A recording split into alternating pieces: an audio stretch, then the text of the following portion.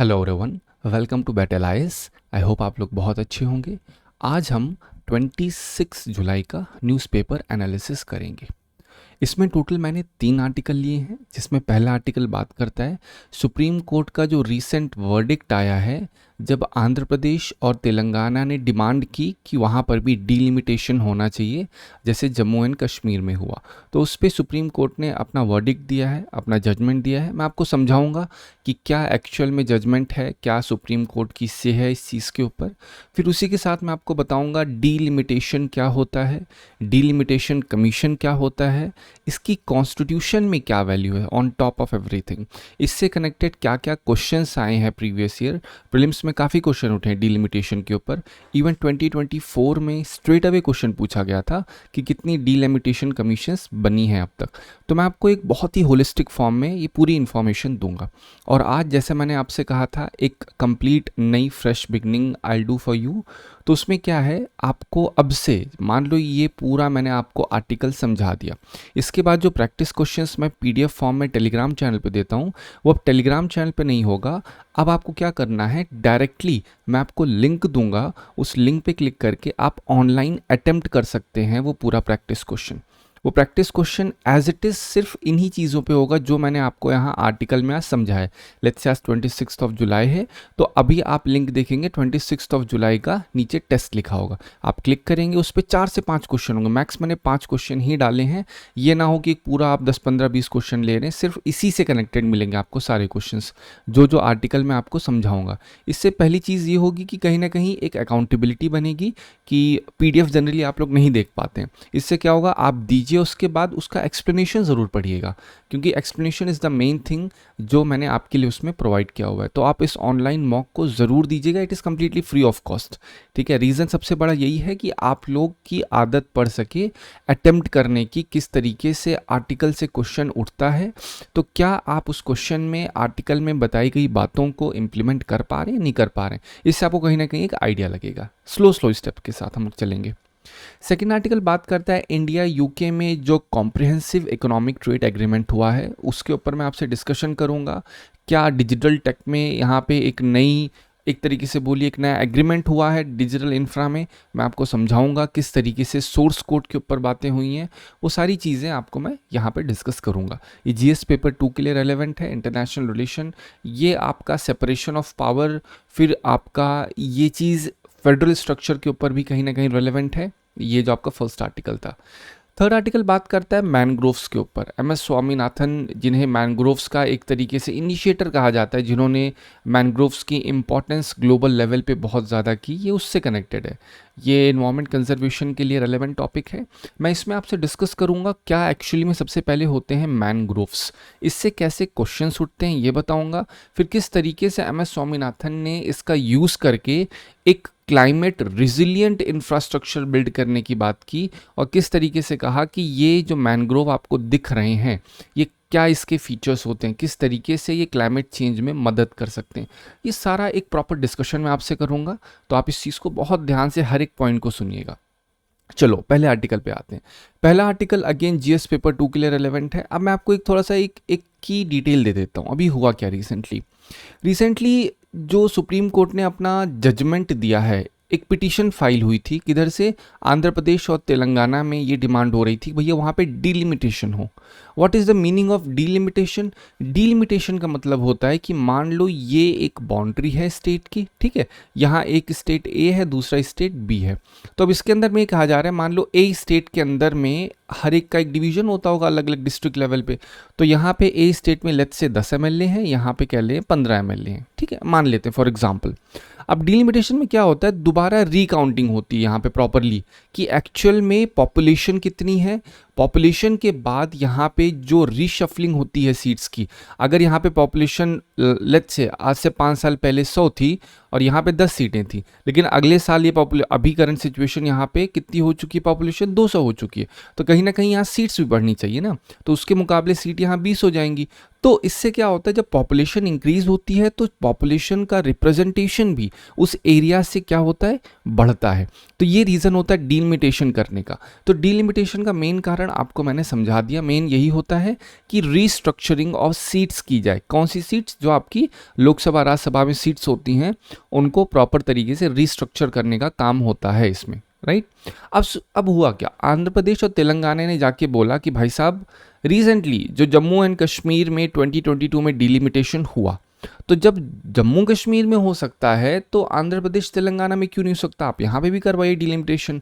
तो supreme court ने इस चीज़ को डिसमिस किया, कहा कि भाई जो स्टेट्स होते हैं ना, इस स्टेट्स अलग तरीके से गवर्न होते हैं, जो यूनियन टेरिटरी होती हैं उनके लिए डिलिमिटेशन के अलग अलग नियम कानून होते हैं। अब आपके दिमाग में हो रहा है सर ये सब चीज़ें इतना कोर्ट क्यों इस चीज़ को इतना ज़्यादा प्रमोट कर रहा है? उसके पीछे रीज़न है। रीज़न ये है कि कॉन्स्टिट्यूशन में हमारा जो आर्टिकल 170 है, राइट। चलो 170 जाने से पहले एक सिंपल सी बात आपको समझा, पहले इसकी की डिटेल बताता हूँ, फिर मैं स्टैटिक पोर्शन में जाऊँगा। पिटीशन अगेन नॉर्मल इंसान जैसे बोलते हैं ना, ये पुरुषोत्तम रेड्डी ने फाइल की। इन्होंने कहा कि भाई साहब असेंबली सीट्स जो हैं आंध्र प्रदेश तेलंगाना की, उनको रीएडजस्ट किया जाए। उन्होंने कहा कि भाई साहब जब आपका वही सेम चीज़ जम्मू में हो सकता है तो यहाँ पे भी होना चाहिए। सुप्रीम कोर्ट ने कहा भाई एज पर आर्टिकल 173, जिन्होंने इस आर्टिकल ने अब क्या किया वो समझिए। आर्टिकल 170 का सेक्शन 3 ये कहता है कि डीलिमिटेशन अब 2026 तक नहीं होगी, राइट। तो सुप्रीम कोर्ट ने कहा कि जब ऑलरेडी कॉन्स्टिट्यूशन का ये आर्टिकल कह रहा है कि स्टेट्स में डीलिमिटेशन अब जो हो चुकी है बस वही चलेगी, मतलब कब हुई थी 2002-2003 में। अभी आपको बताऊंगा, एक प्रॉपर डिटेल में जाऊंगा जिससे कॉम्प्लेक्स मुश्किल ना हो। पहले आर्टिकल पे स्विच करते हैं, उसके बाद मैं चीज़ें समझाता हूँ। तो सुप्रीम कोर्ट का सिंपल कहना है कि जिस तरीके से स्टेट्स गवर्न होते हैं डीलिमिटेशन के लिए, यूनियन टेरिटरी नहीं गवर्न होती है। तो उसी तरीके से जो आर्टिकल 170 है कॉन्स्टिट्यूशन का सेक्शन 3, वो कहता है कि डीलिमिटेशन अब 2026 के बाद होगी, राइट। तो इस वजह से अब ये डिलिमिटेशन आंध्र प्रदेश और तेलंगाना ये स्टेट्स हैं, ये कोई यूनियन टेरिटरी नहीं है। लेकिन जो जम्मू कश्मीर है वो 2019 के एक्ट के बाद ही यूनियन टेरिटरी में कन्वर्ट हो गया, और यूनियन टेरिटरी के ऊपर ये स्टेट्स वाले कानून नहीं अप्लाई होते हैं। इस वजह से वहाँ पे डिलिमिटेशन 2022 में हो गया। What is delimitation? मतलब रीशफलिंग ऑफ सीट्स, जो सीट्स होती हैं उनमें चेंजेस करने को हम लोग कहते हैं, ठीक है। वही सेम चीज़ यहाँ पे हुआ है। तो अगेन ये चीज़ आगे सुप्रीम कोर्ट ने बोली, अगर आंध्र प्रदेश और तेलंगाना को अलाउ कर दिया डिलिमिटेशन के लिए तो बाकी स्टेट्स भी डिमांड करेंगे। नॉर्थ ईस्टर्न स्टेट्स में अक्सर डिमांड होती है कि भाई साहब यहाँ पे बाहर के लोग रेफ्यूजीज आ रखे हैं, यहाँ पे जो ट्राइबल कॉन्फ्लिक्ट्स होते हैं तो उससे और ज़्यादा बढ़ जाएगा। अरुणाचल, आसाम, मणिपुर, ये सारे के सारे क्या होंगे, ये सब दिक्कत में आ जाएंगे। इस वजह से we can not allow this thing. अब इसका सिग्निफिकेंस क्या है? सिग्निफिकेंस ये है कि हमें ये पता चलता है स्टेट और यूनियन टेरिटरी में कितना डिस्टिंक्शन है, ये कहीं ना कहीं शो करता है। अक्सर हमारे दिमाग में होता है यूनियन टेरिटरी तो स्टेट ही जैसे होता है, लेकिन ऐसा बिल्कुल भी नहीं है। स्टेट में एक रिप्रेजेंटेटिव गवर्नमेंट होती है, डेमोक्रेटिक फॉर्म में इलेक्ट होती है, यूनियन टेरिटरी में भी होती है, बट शर्ते क्या होता है वहाँ पे सेंटर की से ज़्यादा होती है। यूनियन टेरिटरी में आपको गवर्नर नहीं दिखेगा जनरली, वहाँ पे लेफ्टिनेंट गवर्नर दिखता है। वहाँ पे जो यहाँ से जनरली क्या होता है, अगर स्टेट में कोई चीफ मिनिस्टर इलेक्ट हो रहा है तो उसकी ओथ कौन दिलवाता है? जनरली आप सुनते हो गवर्नर, लेकिन यूनियन टेरिटरी केस में कौन होता है? प्रेसिडेंट शामिल हो जाता है। तो ये चीज़ शो करती है कि यूनियन टेरिटरी और स्टेट दोनों में काफ़ी डिस्टिंक्शन है, और ये कॉन्स्टिट्यूशन इस चीज़ को बहुत अच्छे से हाईलाइट करता है, ठीक है। ये बेसिक चीज़ है, और ये मतलब कॉन्स्टिट्यूशनल के जो शेड्यूल्स हैं डिलिमिटेशन को लेकर के, वो भी हाईलाइट होता है कि किस तरीके से हर एक स्टेट में डिलिमिटेशन यूनिफॉर्म तरीके से अप्लाई होता है। ये नहीं है कि अगर एक स्टेट में दे दिया, क्योंकि कॉन्स्टिट्यूशन तो कहता है 170, और 170 का 3 ऑल जितने भी स्टेट्स हैं हर एक स्टेट पे इक्वली अप्लाई होता है। तो एक स्टेट को देना मतलब कॉन्स्टिट्यूशन का वायलेशन हो जाएगा। तो ये चीज़ कहीं ना कहीं हाईलाइट करती है एक ब्रॉडर लेवल पे चीज़ों को, ठीक है। अब हम एक बात, आपको एक शॉर्ट नोट मैंने बना दिया डिलिमिटेशन कमीशन के ऊपर। ये एक स्टैट्यूटरी बॉडी होती है जिसका मेन काम होता है बाउंड्री को रीड्रॉ करना। लोकसभा और स्टेट असेंबली इलेक्शन जो होते हैं, कॉन्स्टिट्यूएंसीज होती हैं, उनको रीड्रॉ करना लेटेस्ट सेंसस के द्वारा। अब अगर कॉन्स्टिट्यूशनल बेसिस देखा जाए तो आर्टिकल 82 वो लोकसभा जो पार्लियामेंट में बात होती है ये उसके रेफरेंस में है। मतलब जो आर्टिकल 82 है वो बात करता है विद रेफरेंस टू पार्लियामेंट, मतलब सेंटर लेवल पे। जो आर्टिकल 170 है वो स्टेट के लेवल पे बात करता है कि जो 82 है और आर्टिकल 170 इसके अंडर में ये चीज़ लिखी हुई है कि भैया डीलिमिटेशन 2026 के बाद होगा, ठीक है। और डीलिमिटेशन को पास कौन करता है? ये पार्लियामेंट पास करता है। तो जब पार्लियामेंट पास करता है तो इसमें पार्लियामेंट कुछ ना कुछ बोलता होगा ना कि भैया अब मान लो हमने डीलिमिटेशन किया है, ठीक है, तो कमीशन अपॉइंट होगी। उस कमीशन में कौन कौन होंगे? रिटायर्ड सुप्रीम कोर्ट के जज होंगे, ये कौन होगा? चेयरपर्सन होगा। चीफ इलेक्शन कमिश्नर होंगे, ठीक है, और स्टेट इलेक्शन कमिश्नर भी होंगे, क्योंकि आपको पता है जो वोटिंग होती है, वोटिंग में मेन रोल किसका होता है? इलेक्शन कमिश्नर का होता है। तो इस वजह से इलेक्शन कमीशन का रोल इतना पिवोटल हो जाता है, जिस वजह से इस पूरी डिलिमिटेशन कमीशन में वो एक अच्छे तरीके से एज आ आप बोल सकते हो रिप्रेजेंटेटिव काम करती है कि इस स्टेट में कितनी सीट्स हैं, क्योंकि ये सारा डेटा किसके पास है? इलेक्शन कमीशन के पास है। आप नोटिस करिए करंटली बिहार में जो स्पेशल इंटेंसिव रिवीजन हो रहा है, कहीं ना कहीं क्या हो रहा है, यहाँ पे सीट्स तो नहीं बदली जा रही, लेकिन कहीं ना कहीं वोटर्स को काउंट किया जा रहा है। तो यू कैन से कि कहीं ना कहीं अब तैयारी स्टार्ट हो चुकी है नेक्स्ट डिलिमिटेशन की, राइट। चलो, अगर इसका एक प्रॉपर एक्सप्लेनेशन दूं तो अब हुआ क्या? जो आपका आंध्र प्रदेश, अगर यूनाइटेड आंध्र प्रदेश की बात करें 2014 से पहले, वहाँ पे क्या था? टोटल 294 सीट्स थी। अब 294 सीट्स जब थी, लेकिन जब बाइफर्केशन हुआ तो उसमें क्या हुआ? आंध्र प्रदेश के पास 175 सीट्स आई। लेकिन अगर आप थोड़ा ब्रॉडर लेवल पे देखो तो अगर मान लो ये पहले आंध्र प्रदेश था, इसके दो हिस्से हो गए, ठीक है, एक एपी और एक तेलंगाना। लेकिन यहाँ पे कितनी थी? 294 सीट्स थी। तो टेक्निकली देखा जाए आंध्र प्रदेश में अब दोबारा रीशफलिंग होनी चाहिए, यहाँ पे दोबारा पॉपुलेशन को काउंट करना चाहिए और देखना चाहिए किस जहाँ पे कितनी सीट्स होनी चाहिए। हमें पर 10 लाख एक सीट डालनी है, पर 15 लाख एक सीट देनी है, ये सब होना चाहिए। लेकिन कुछ नहीं हुआ। चुपचाप क्या किया, कहे आंध्र प्रदेश के फेवर में केवल 295 सीट्स पहले थी जब आंध्र प्रदेश था, तो हम इसका चेंजेस नहीं करेंगे। क्यों नहीं चेंज करेंगे? क्योंकि डीलिमिटेशन कमीशन जो है वो अभी तक नहीं आई है। और एज पर आर्टिकल, तुरंत आपके दिमाग में आना चाहिए, आर्टिकल 170 का 3 कहता है कि भाई साहब कोई भी डीलिमिटेशन नहीं होगी। तो यही कारण है कि 2014 में आंध्र प्रदेश में डीलिमिटेशन नहीं हुआ। चुपचाप सिर्फ क्या किया? बाउंड्री को डिवाइड किया, सीट्स को डिवाइड कर दिया। तो अब वही जो तेलंगाना आंध्र प्रदेश के लोग हैं वो डिमांड कर रहे हैं कि भाई साहब आप हमको एटलीस्ट, अगर आपने हमारी बोलते हैं ना स्टेट्स को डिवाइड कर रखा है दैट इज़ फाइन, बट हमारी सीट्स भी तो डिफरेंट होंगी ना। पॉपुलेशन में कितना इंक्रीज हुआ होगा, ये तो जाहिर सी बात है। अगर तेलंगाना की बात करें तो ऐसा तो है नहीं केवल वहाँ पे 190 सीट्स ही होंगी, 119। वहाँ पे अगर पॉपुलर अच्छे तरीके से दोबारा रीशफलिंग होगी तो देयर आर हाई चांसेस कि सीट्स और ज़्यादा बढ़ जाएं, है ना। तो जब सीट्स बढ़ेंगी तो इससे क्या होगा? कहीं ना कहीं इनका रिप्रेजेंटेशन और बढ़ेगा। कहाँ पे? लेजिस्लेचर में। और लेजिस्लेचर क्या केवल स्टेट में बढ़ेगा? नहीं, ऐसा भी हो सकता है कि लोकसभा सीट्स में इनका जो रिप्रेजेंटेशन है वो और ज़्यादा बढ़ जाए। तो ये कहीं ना कहीं एक रीज़न है क्यों तेलंगाना और आंध्र प्रदेश इस चीज़ की डिमांड कर रहे हैं, ठीक है। अब जो यहाँ पे बोलते हैं ना, ये जो डिवीजन हुआ था यहाँ पे, ये 2011 के सेंसस के अकॉर्डिंग नहीं हुआ था, वही मैंने बता दिया। ओल्ड सीट्स पे जितनी थी 294, उसी पे डिवीजन हो गया था। अगेन ये मैंने आपको ऑलरेडी समझा दिया क्यों नई सीट्स नहीं ऐड हुई, क्यों नहीं ऐड किया गया, क्योंकि आर्टिकल 170 का 3 ये चीज़ को बार करता है कि जो रीएलोकेशन ऑफ सीट्स हैं वो फर्स्ट सेंसस के बाद, जब आपका 2026 के बाद सेंसस होगा उसके बाद ही कहीं ना कहीं होंगी, उसके पहले नहीं हो सकती हैं, राइट। तो कहीं ना कहीं यही चीज़ निकल के आ रही है कि तेलंगाना और आंध्र प्रदेश डिवाइडेड हैं, बट उनकी असेंबली सीट्स वहीं पे फ्रोज कर दी गई थी। क्योंकि अभी भी आप सोच के देखिए, जो हमारी करंट सीट, आप सोचिए आप कौन से स्टेट से हो, ठीक है, आप जिस भी स्टेट से हो, अगर उस स्टेट में 10 या लेट्स से 50 स्टेट असेंबली की सीट्स हैं, मान लो एमएलए 50 हैं टोटल, तो ये जो एमएलए 50 हैं ये किस तरीके से हुए हैं पता है आपको? 1971 के सेंसस के अकॉर्डिंग है, अभी भी चल रहा है। तो आप लोग नोटिस करो कितनी ज़्यादा हाई डिमांड, क्योंकि 1971 के बाद कितना पॉपुलेशन चेंज हुआ है, आप सोच के देखो। अब जब इतनी पॉपुलेशन चेंज हुई है तब आपको नहीं लगता कि क्या सीट्स में वेरिएशन आएगा? बिल्कुल आएगा। कहीं पॉपुलेशन घटी है, कहीं पॉपुलेशन बढ़ी है, but there are high chances कि बढ़ी ज़्यादा है। तो करेंटली अगर आपके यहाँ 50 एमएलए होंगे, देयर आर हाई चांसेस कि अब वो एमएलए 70 हो जाए। क्यों? क्योंकि पॉपुलेशन के प्रपोर्शन में सीट्स दी जाती है ना।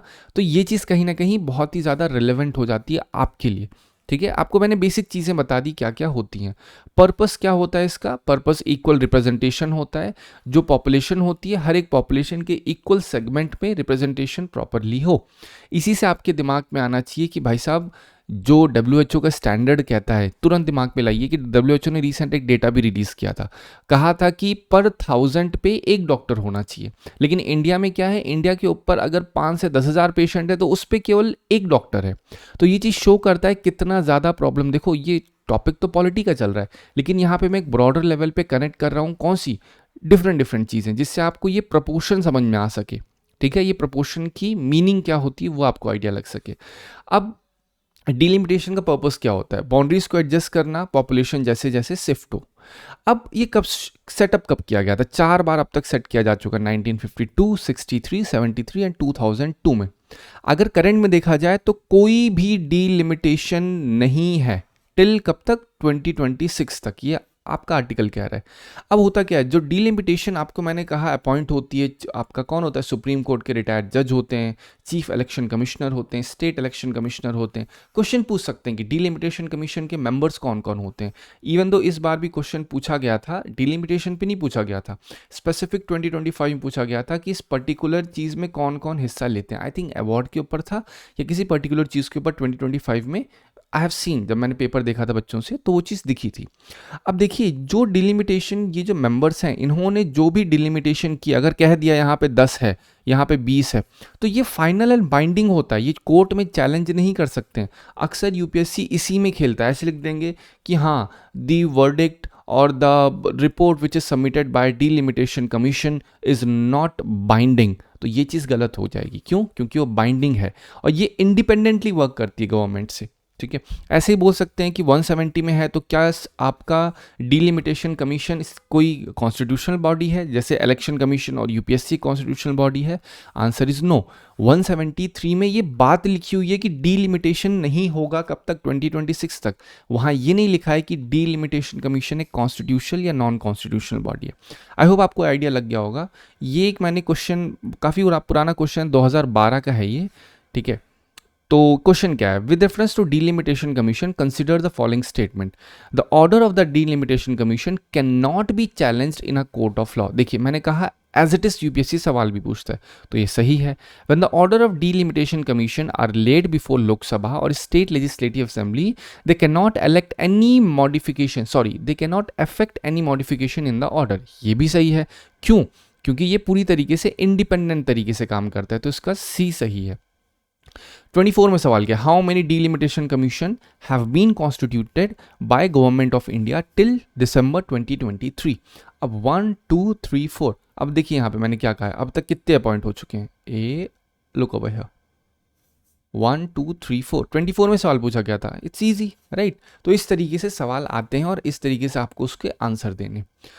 नेक्स्ट आर्टिकल बात करता है जीएस पेपर 2 इंटरनेशनल रिलेशन के रेफरेंस में है। अब हुआ क्या, अभी आपको एक चीज़ काफ़ी सुन रहे होगे, काफ़ी आर्टिकल भी छप रहे थे, हाँ इंडिया यूके की डील। आई वाज वेटिंग, मैं कहा कुछ ना कुछ एक सिग्निफिकेंट स्टेप हो तब उसके ऊपर एक प्रॉपर तरीके से समरी देना वर्थ इट होगा। और अभी भी ये एक बहुत ही डेवलपमेंट स्टेज में, अभी बाकी और भी डेवलपमेंट होंगे इसमें जो आगे आर्टिकल्स में मैं डिस्कस करता रहूँगा, बट अभी एक आपको ओवरव्यू दे दूंगा।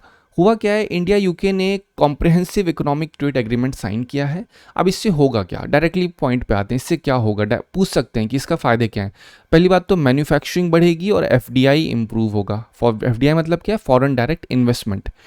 अब हुआ क्या है, सेटा ने एक रूल, सेटा मतलब ये कॉम्प्रिहेंसिव इकोनॉमिक ट्रेड एग्रीमेंट, इन्होंने एक रूल ऑफ ओरिजिन इंट्रोड्यूस किया। अब होता क्या है, जनरली मान लो इंडिया और यूके के बीच में एक सेटा साइन हो गया है।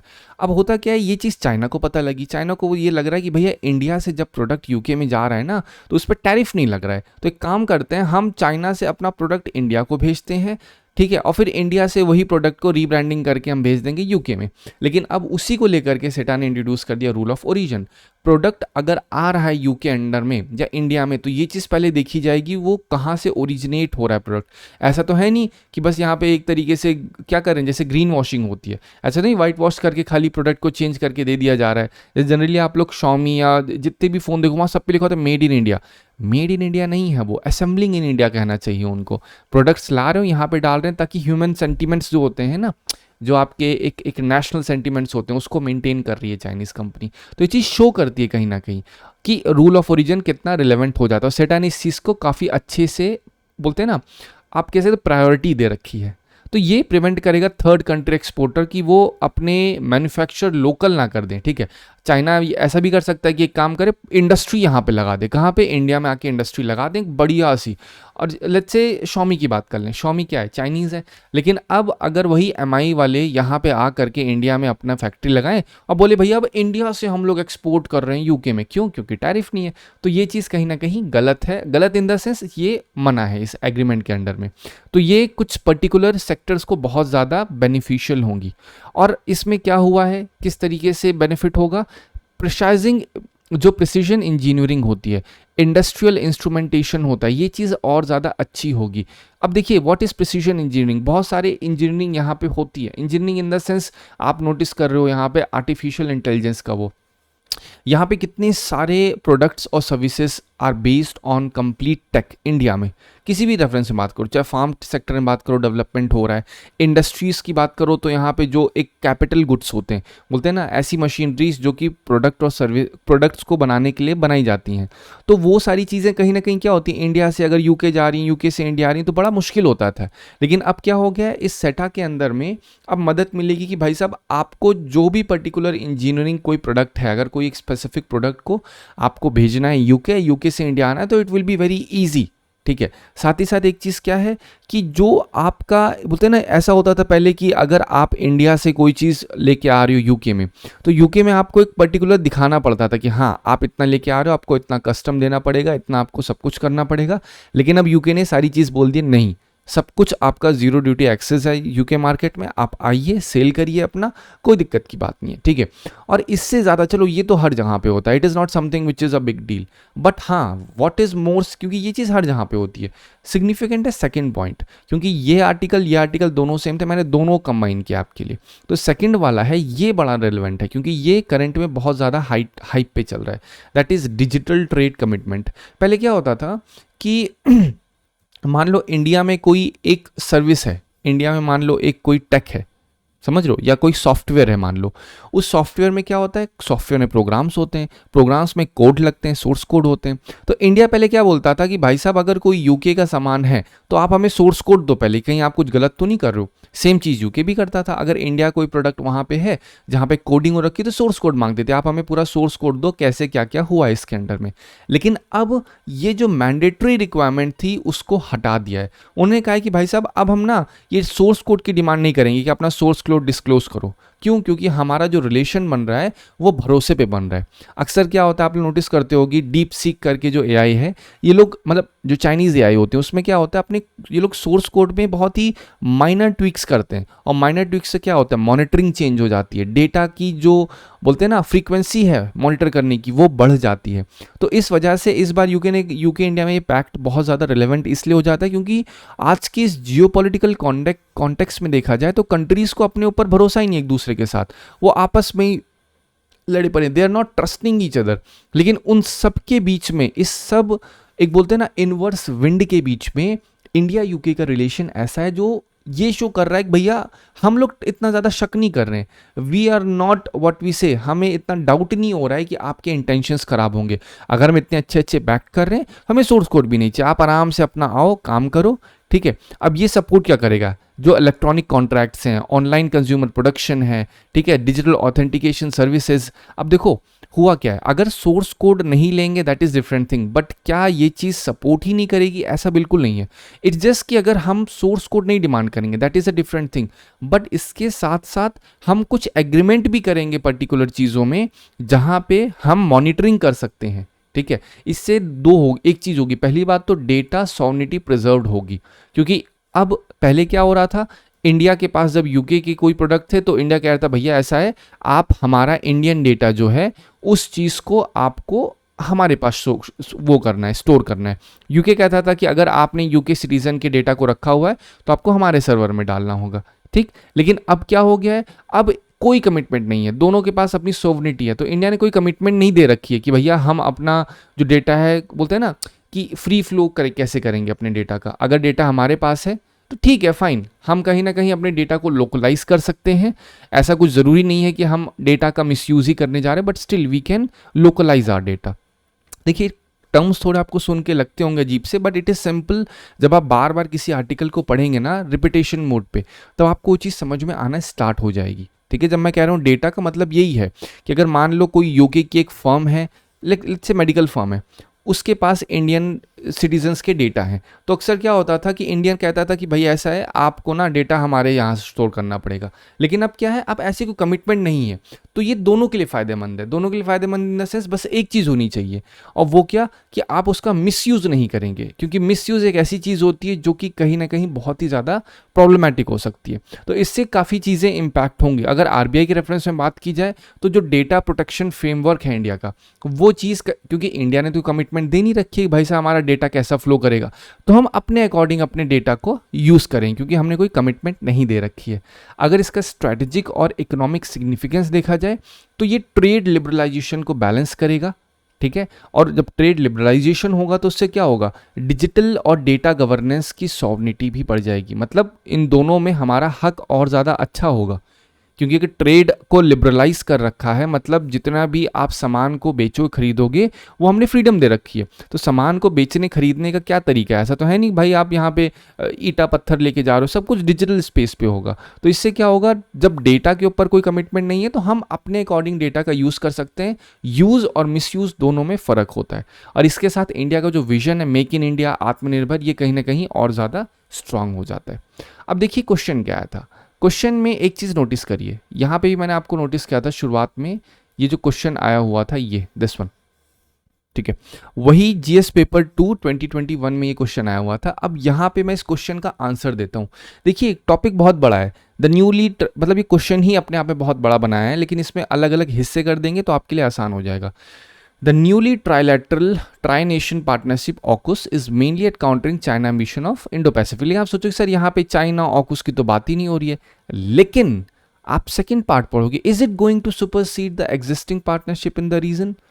मतलब ये एक ऑर्गेनाइजेशन या फिर एक तरीके से पार्टनरशिप हुई है किसके बीच में, ऑस्ट्रेलिया, यूके और यूएसए के बीच में, जहां पे इन लोग का मेन काम क्या है, इन लोग का मेन काम है कि भाई साहब हम अपने जो रिलेशंस हैं उनको और डीप करेंगे। ठीक है, चाहे वो मिलिट्री रेफरेंस में हो चाहे जियोपॉलिटिकल रेफरेंस में, हम उसको डीप करेंगे। तो क्वेश्चन पूछा जा रहा है कि ये जो पार्टनरशिप है, क्या ये पार्टनरशिप जो और रीजनल एग्रीमेंट्स हैं उन पे तो इम्पैक्ट नहीं करेगी। तो जैसे ही रीजनल एग्रीमेंट बोलो तो आपके दिमाग में सेटा आना चाहिए। सेटा क्या है, क्या सेटा में ऑस्ट्रेलिया इन्वॉल्व है, क्या सेटा में यूएस इन्वॉल्व, नहीं, सेटा सिर्फ इंडिया और यूके के बीच में है। तो क्वेश्चन में आप क्या ये चीज़ नहीं डाल सकते हो इंक्लूड करके कि भैया जब यूके और इंडिया के बीच में ये दोनों चीज़ें हो रही हैं तो क्या ये चीज़ ऑकस पे इम्पैक्ट डालेगी या नहीं डालेगी, डालेगी तो कैसा डालेगी, ये भी आपको समझना होगा। तो क्वेश्चन को ऐसे इंट्रोड्यूस करो, ऑकस पार्टनरशिप इसके बीच है, ये कहीं ना कहीं इंडो पैसिफिक जियोपॉलिटिक्स को शिफ्ट दिखाती है काउंटर बैलेंस करने के लिए जो आपकी चाइना की ग्रोइंग मिलिट्री प्रेजेंस है। लेकिन अगर इसको हम देखें इन व्यू ऑफ इकोनॉमिक और डिजिटल फ्रेमवर्क जो कि इंडिया में है, ठीक है, ये चीज़ कहीं ना कहीं एक स्ट्रैटेजिक बैलेंस को मेंटेन करता है। जब बोल रहे हैं ना सुपरसीड, तो यहाँ पे पॉइंट आपको ऐसे रखना है, कोई एग्रीमेंट, कोई ऑर्गेनाइजेशन, कोई कन्वेंशन कभी कंपटीशन के लिए नहीं बना होता है। Convention, partnership is always and always what we say, it's for a mutual thing. ठीक है, दोनों का बेनिफिट होता है। कभी ये नहीं होता कि नहीं हमने सेटा को बनाया ताकि ऑकस से ऊपर चले जाएं, हमने ऑकस बनाया जिससे ब्रिक्स से ऊपर चले जाएं। जैसे रिसेंटली ब्रिक्स समिट हुई थी, 17 ब्रिक्स समिट कहाँ पे हुई थी, रियो डी जेनेरियो में हुई थी। ठीक है, अब 18th कहाँ होगी, इंडिया में होगी। तुरंत आपके दिमाग में आ जाए जो एआई समिट है वो भी 2026 में शेड्यूल्ड है इंडिया में होने के लिए। 16th ब्रिक्स समिट कहाँ हुई थी, रशिया कजान में हुई थी। उसी से कनेक्टेड सवाल भी आया हुआ था। तो आपको करना क्या है, रिसेंटली ट्रम्प ने क्या बोला कि भैया अगर ब्रिक्स वालों ने डी डॉलराइजेशन किया तब तो हम पूरी तरीके से टैरिफ लगाएंगे 500% तक। तो आप देखिए करेंटली जियोपॉलिटिक्स क्या कह रही है, जहाँ पे यूएस एक तरफ कहता है हम डरा डरा के आपको 100% 200% टैरिफ लगाएंगे, वहीं पे एक बीम ऑफ होप की तरीके से यूके और इंडिया है जहाँ पे टैरिफ ही हटा रहे हैं। हम लोग कह रहे हैं नहीं भैया हमें ट्रेड को ईज करना है, हम एक दूसरे की म्यूचुअल रेस्पेक्ट को मेंटेन रखेंगे, हम एक दूसरे की जो डेटा की सॉवरेनिटी है उसको मेंटेन रखेंगे, साथ ही साथ हम ट्रेड को और अच्छे से प्रमोट करेंगे। तो कहीं ना कहीं इंडिया को इससे बेनिफिट क्या होगा, इंडिया जो अपनी मार्केट को डाइवर्सिफाई करना चाह रहा था, यूएसए जनरली बहुत टैरिफ लगाने की धमकी देता है, तो इंडिया फोकस कर रहा था कि ऐसा अगर मान लो टैरिफ लगा भी दे कौन, यूएसए, तो उससे ये ना हो कि इंडिया की मार्केट जो एक्सपोर्ट मार्केट है इम्पैक्ट हो जाए। चलो यूएसए ने टैरिफ लगाया, हम अपने प्रोडक्ट को यूके में ले जाके बेचेंगे। So this is how Jio politics work. अब इसको हम देखते हैं, ये ऑकस की स्ट्रेंथ है, एक बार आप पढ़ोगे आपको समझ में आ जाएगा। मिलिट्री डिटरेंस है, स्ट्रेटेजिक क्लैरिटी होती है, लेकिन हम क्वेश्चन हमारा क्या है, impact and relationship with other partnership. तो वहाँ पे ये चीज़ है कि जो आपका सेटा है वो इसमें सुपरसीड नहीं करेगा, बल्कि कहीं ना कहीं कॉम्प्लीमेंट करेगा। ये एक इकोनॉमिक अलायंस है इंडिया और यूके के बीच में, क्योंकि हमने ऑस्ट्रेलिया के साथ भी तो कर रखा है कॉम्प्रहेंसिव इकोनॉमिक पार्टनरशिप, हमने कनाडा के साथ भी तो हम बातचीत कर ही रहे हैं ना रिसेंटली। तो कहीं ना कहीं हम जियोपॉलिटिकल लेवल पे हर एक इंसान के साथ एक प्रॉपर तरीके से, आप ये कर सकते हो, हमारा इकोनॉमिक शो डाउन चल रहा है कि हम किस तरीके से अपनी इकोनॉमिक्स को शो कर रहे हैं। अभी मालदीव्स में विजिट हो रखी है, वहाँ पे मालदीव ने खुद ये चीज़ कही है कि इकोनॉमिक लेवल पे इंडिया का बहुत बड़ा सपोर्ट है, ये खुद बोल रहे हैं। तो इसका जो ऑब्जेक्टिव है कोई सुपर सेशन नहीं है, ठीक है, कि नहीं हमें आपसे एक्सीड होना है, नहीं। उनका मेन पॉइंट ये है कि हम कॉम्प्लीमेंट करेंगे रीजनल को, और जो फ्रेमवर्क जैसे क्वाड में देखा जाए, या फिर आपका और जो डिफरेंट एग्रीमेंट्स होते हैं, कैसे ब्रिक्स हो गया, या फिर और एग्रीमेंट्स में देखा जाए आपका G20 हो गया। तो इन सब में क्या है, कोई एक दूसरे से आगे नहीं भाग रहा है, हम एक दूसरे को कॉम्प्लीमेंट कर रहे हैं, और इसका क्या अप्रोच है, इंटीग्रेटेड अप्रोच है। तो जो सेकंड पार्ट ऑफ क्वेश्चन था, इसमें आप सेटा का एग्जांपल देके ये बता सकते हैं कि ये सेटा का ऑब्जेक्टिव या उद्देश्य ऑकस से ऊपर नहीं बल्कि कॉम्प्लीमेंट करना है। तो ये कहीं ना कहीं पॉजिटिव और ऑप्टिमिस्टिक थॉट प्रोसेस को आपके शो करेगा, ठीक है। चलो नेक्स्ट आर्टिकल बात है जीएस पेपर 3 एनवायरनमेंट कंजर्वेशन के लिए रेलेवेंट है। देखो आर्टिकल काफ़ी बड़ा था, लेकिन इसके अंदर मैंने की पॉइंट निकाला है क्या, इस पूरे आर्टिकल में बात होती है मैनग्रोव्स के ऊपर, ठीक है। अभी आपको बताऊंगा मैनग्रोव्स एक स्पीशीज होती है ट्री की, जो कहाँ पे कोस्टल एरियाज में होती है, सैलिन वाटर में ग्रो करती है, वो आपको बताऊंगा। बट आपको एक चीज़ बता दूं, अभी से थोड़े मतलब अप्रॉक्सीमेटली 1990s से पहले मैनग्रोव्स को सिर्फ और सिर्फ एक तरीके से, मैनग्रोव अभी समझ के चलो एक पेड़ है सिंपल सा, ठीक है। तो उस पेड़ को बहुत ही नॉर्मल लोग, जो लोकल बोलते हैं ना, जो लोकल लोग रहते थे वहाँ पे, लोकल ट्राइबल्स बोल लो, या फिर वहाँ के जो लोकल कम्युनिटीज़ होती थी, वो उनको एक देखती थी कि हाँ भैया चलो ये एक पेड़ है, इसका हम यूज़ करेंगे, इसका कंजर्वेशन करेंगे, सब अपने हिसाब से हो रहा था, ठीक है। लेकिन एम.एस. स्वामीनाथन ने इस चीज़ को बहुत अच्छे तरीके से ऑब्जर्व किया कि ये जो कोस्ट के किनारे, मान लो ये एक एरिया है, कोस्ट लाइन है, ये समुद्र है, तो यहाँ पे हमने मैनग्रोव्स लगा रखे हैं, तो ये मैनग्रोव्स एज अ शील्ड काम करते हैं। तो आपके दिमाग में तुरंत आना चाहिए और क्या एज अ शील्ड काम करती है। कल मैंने आपको समझाया था कोरल, ठीक है, कोरल्स के बारे में आपको याद हो, कल ही मैंने प्रॉपर आर्टिकल बताया था कि कोरल क्या होते हैं। कोरल कुछ नहीं, सिर्फ और सिर्फ एक एनिमल होते हैं जिसे हम कोरल पॉलिप्स कहते हैं, और ये जो सी वाटर के कैल्शियम कंटेंट होते हैं, कैल्शियम आयंस होते हैं, उनको लेकर के एक हार्ड स्केलेटन बनाते हैं जिसके अंदर में रहते हैं, ये गुफा बनाते हैं, और उसी गुफा में आ करके एक और एल्गे भी रिसाइड करने लगता है जो सिम्बायोटिक रिलेशन बनाता है। कौन सा एल्गे, ज़ूक्सैंथले जो एल्गे होता है वो आकर के यहाँ पे फोटोसिंथेसिस करता है, इस वजह से कोरल में रंग आ जाता है। लेकिन जब बहुत हीट बढ़ती है तो हीट बढ़ने की वजह से यहाँ पे कोरल ब्लीचिंग होने लगती है, जिससे ये आपके एल्गीज मर जाते हैं। इसीलिए आप सुनते हो कोरल ब्लूम करके आप आते होंगे, जहाँ पे डी कलरिंग हो जाती है या बहुत एक्सेसिव, बहुत एसिडिफिकेशन होता है, तब ये इम्पैक्ट होता है। तो पॉइंट क्या है कि जो कोरल रीफ्स होते हैं वो एज अ शील्ड काम करते हैं, कहाँ पे, जो आपकी फ्लड्स आते हैं या फिर वेव्स होती हैं उनको रोकने में काम करते हैं। साथ ही साथ उसी में दूसरी चीज़ आ रही है, मैनग्रोव्स भी वही सेम चीज़ करते हैं, है ना। कल एक क्वेश्चन आया हुआ था जहाँ पे पूछा गया था, आपको मैंने बताया भी था कि कोरल रीफ्स या कोरल कहाँ कहाँ पे पाए जाते हैं। वहाँ पे एग्जाम्पल था अंडमान, लक्षद्वीप, एक था सुंदरबन। तो सुंदरबन में कोरल नहीं पाए जाते, सुंदरबन में मैंने कल ही कहा था मैनग्रोव्स पाए जाते हैं। मैनग्रोव्स क्या है, ये पेड़ हैं, ठीक है, ये पेड़ है, और इनका काम क्या होता है, सेम वही काम जो कोरल करते हैं। कोरल क्या करते हैं मेनली, कोरल एक प्रॉपर इकोसिस्टम को बनाते हैं ना अपने सराउंडिंग में, बट यहाँ पे सिर्फ एक काम है जो कोरल जैसा करता है मैनग्रोव, वो क्या है, इस शोर को सेफ रखना, क्योंकि ये जो इनके रूट्स होते हैं बहुत ही स्ट्रांग होते हैं। सो जो बहुत स्ट्रांग वेव्स आती है ना, उसके अगेंस्ट ये हमें बचाता है। कौन से, जो मैनग्रोव्स के ट्रीज होते हैं। तो उसी के रेफरेंस में एम.एस. स्वामीनाथन ने इस चीज़ को बहुत अच्छे से एडवोकेट किया था। इंपॉर्टेंस क्या है किसकी, मैनग्रोव्स की क्या इंपॉर्टेंस है, मैनग्रोव्स को कैसे प्रोटेक्ट करना है, मैनग्रोव्स का कैसे सस्टेनेबल एग्रीकल्चर में यूज़ हो सकता है, ये सारी चीज़ें कहीं ना कहीं एम.एस. स्वामीनाथन ने हाईलाइट की थी।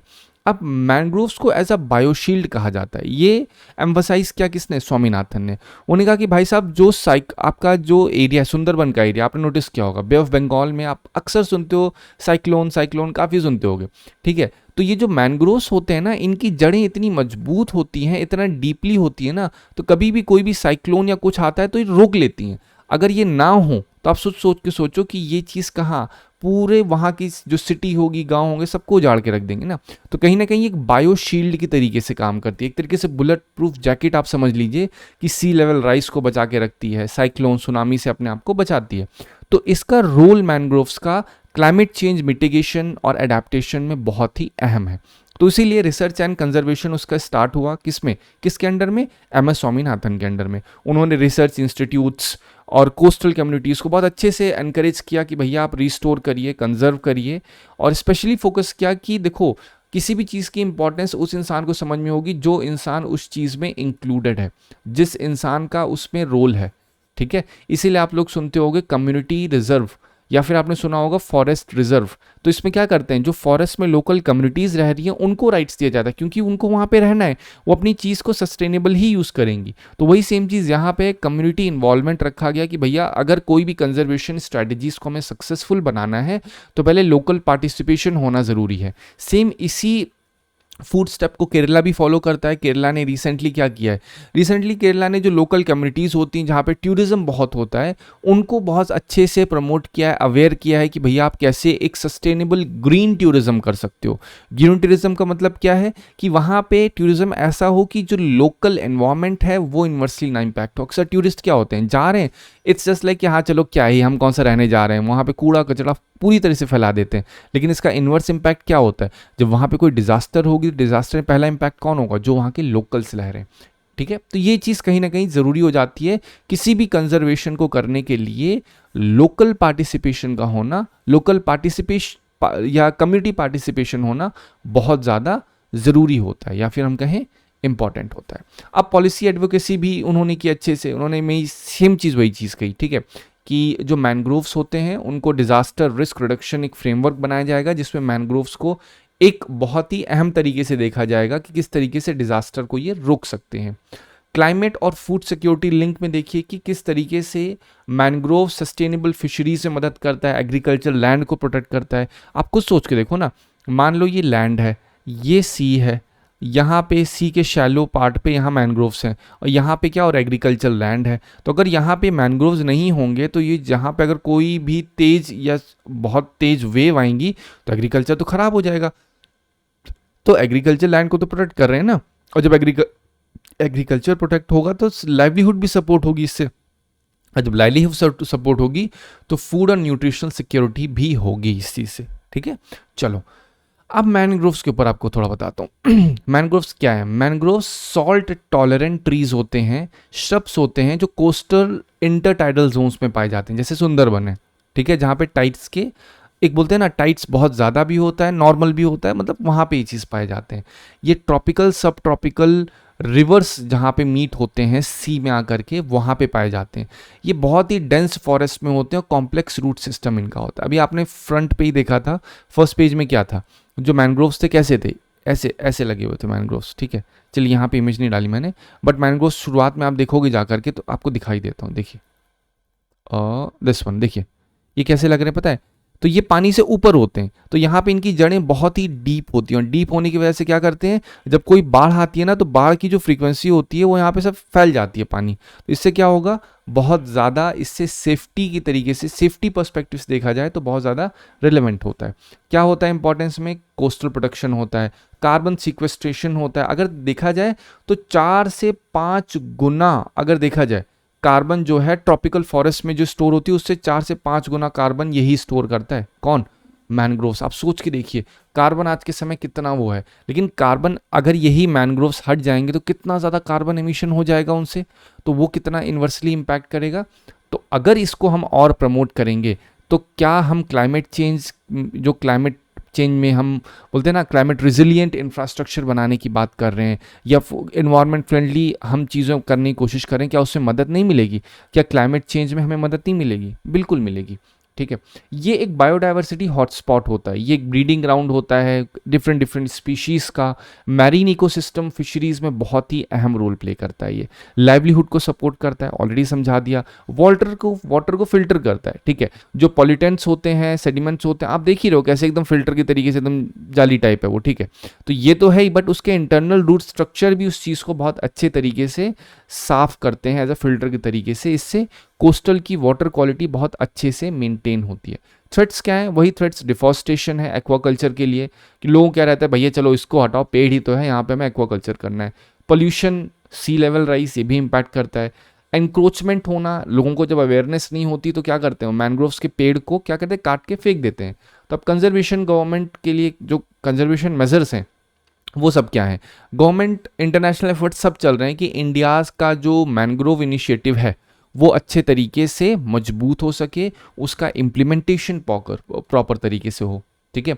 और कैसे होगा, एफॉरेस्टेशन, प्रोटेक्टेड एरियाज, इन सब को लेकर के जब अवेयरनेस बढ़ेगी तभी अच्छे तरीके से सर्वाइवल हो पाएगा वहाँ की लोकल कम्युनिटी का।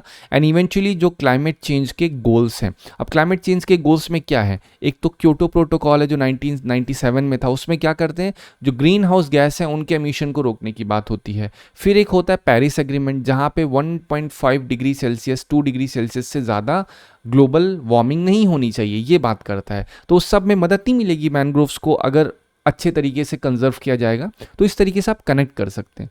2015 में सवाल आया था, which of the following region has a combination of mangrove forest, evergreen forest and deciduous. ये तो आपको सोचना है। तो अंडमान निकोबार आइलैंड जो है, यहाँ पे कॉम्बिनेशन सबका मिलता है, ठीक है। आई होप आपको इस वीडियो से मदद मिली होगी। Thank you so much for watching.